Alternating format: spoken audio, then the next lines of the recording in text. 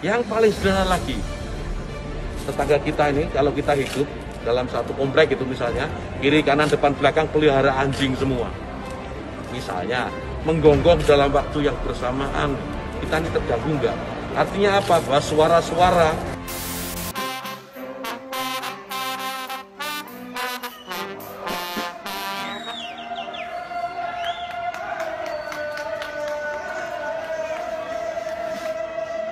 La ilaha illallah Muhammadun Rasulullah alaihi salatullah wa alihi wal ahibba.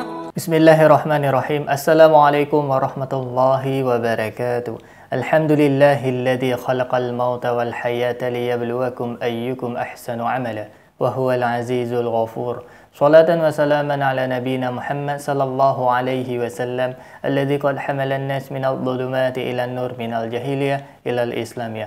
Alhamdulillah sahabat, Allah masih mengizinkan kita untuk berjumpa kembali pada kesempatan yang sangat berbahagia ini. Alhamdulillahirabbil alamin. Tidak bosan-bosannya saya ingatkan kepada para sahabat untuk menonton konten ini sampai dengan tuntas, karena konten kita kerap kali membicarakan mengenai akidah dan perbandingan agama. Saya khawatir terjadi kesalahpahaman di kalangan sahabat seandainya menonton sepenggal-penggal atau bagian tertentu saja. Semoga Allah melindungi iman kita dan kita diwafatkan dalam keadaan husnul khotimah. Amin ya rabbal alamin. Terus dukung channel dakwah ini dengan cara klik tombol subscribe, like, komen, dan share. Sahabat, dengan cara subscribe, dengan cara like, dengan cara share, sahabat sudah ambil bagian dalam membentengi umat dari pemurtadan. Semoga Allah membalas kebaikan sahabat bagi yang sudah subscribe dengan balasan kebaikan berlipat ganda. Amin ya rabbal alamin. Baik sahabat, konten pada kesempatan kali ini kita akan mereaksi atau kita akan melihat sahabat cuplikan dari belahan dunia Eropa sahabat. Apa yang akan kita lihat dan apa yang akan kita beri komentar yaitu mengenai tentang suara azan ketika dikumandangkan azan di Eropa. Nah, bagaimana respon atau bagaimana tanggapan bagi orang-orang yang ada di Eropa sana, di masyarakat yang sedang beraktivitas di Eropa sana. Tentu kita menjadi penasaran dan sangat bertanya-tanya, karena di Indonesia sendiri mengenai suara azan ini sahabat sempat viral ya sekitar beberapa minggu yang lalu mengenai suara azan yang akan diatur oleh Menak atau Menteri Agama sahabat. Malah yang lebih fatal dan yang lebih parahnya lagi, suara azan disamakan dengan gonggongan anjing. Na'udzubillah summa na'udzubillah. Baik sahabat, ini kita akan melihat sedikit cuplikan berkenaan dengan suasana aktivitas orang di Eropa, kemudian dikumandangkan azan. Apa yang terjadi? Ini dia cuplikan videonya.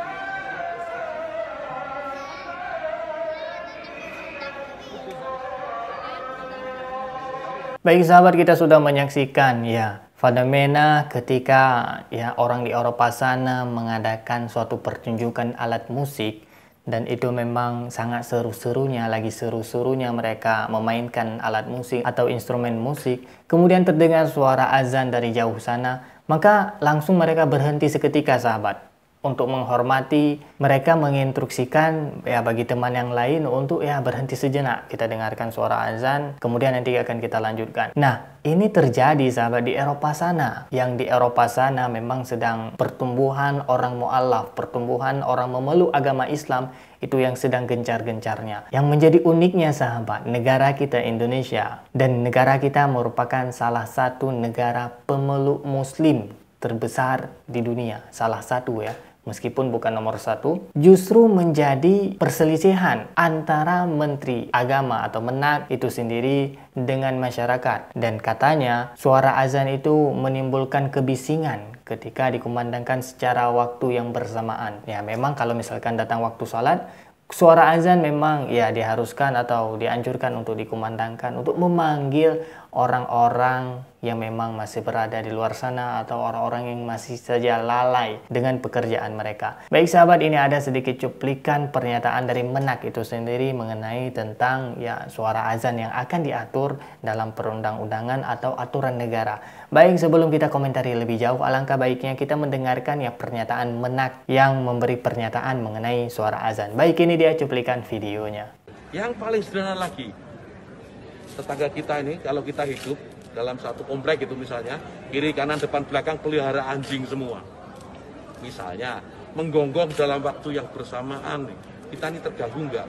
Artinya apa? Bahwa suara-suara ya, suara-suara ini, apapun suara itu ya, ini harus kita atur supaya tidak menjadi gangguan.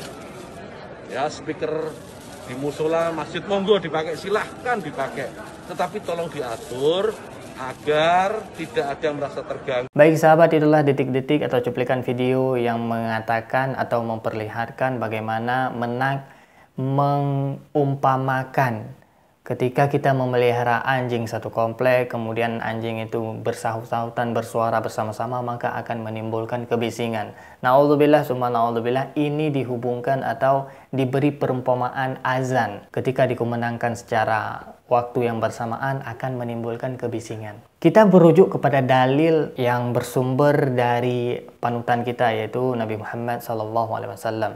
Dan hadis ini diriwayatkan oleh Bukhari dan Muslim sahabat. Kalau saya tidak salah, hadis ini bersumber dari Abu Hurairah kalau saya nggak salah. Koreksi ya kalau misalkan saya salah, karena saya sudah nggak begitu ingat ya. Baik sahabat, inti dari hadis yang diriwayatkan oleh Bukhari dan Muslim ini sahabat mengenai tentang azan, yang tidak senang atau yang benci terhadap suara azan itu merupakan setan. Digambarkan dalam hadis itu, sahabat mungkin bisa langsung searching atau bisa mencari tahu tentang hadisnya. Digambarkan dalam hadis itu, setan lari terkentut-kentut atau setan lari sambil mengeluarkan suara kentut. Apa tujuannya dia mengeluarkan suara kentut sambil lari? Supaya dia tidak bisa mendengar suara azan. Jadi dia lebih baik mendengar suara kentut ketimbang dia mendengar suara azan. Baik sahabat, maka dapat disimpulkan dari hadis ini sahabat, ketika ada orang, ada manusia, ada sekelompok, ada orang-orang tertentu, oknum-oknum tertentu yang membenci suara azan, kita menilainya berdasarkan konteks agama Islam, dalam hal ini merujuk kepada hadis Nabi Muhammad SAW, maka mereka itu golongan seperti itu dapat kita katakan sahibul jin, teman-teman setan atau teman-teman jin sahabat, yaitu mengacu kepada umum, apapun jabatannya, apapun agamanya, meskipun orang Islam yang benci terhadap suara azan, maka dia menjadi sahibul jin, teman-teman jin atau teman-teman setan sahabat. Ada yang lebih konyol lagi sahabat. Saya pernah juga membuat kontennya, mungkin sahabat bisa cek di atas, mungkin akan saya kasih katalis atau mungkin di akhir video akan saya cantumkan. Ada saya pernah membuat atau mengomentari tentang ada seorang tokoh di masyarakat ini, dia mengeluarkan statement yang sangat konyol menurut saya. Buat apa azan kencang-kencang? Toh Tuhan tidak tuli.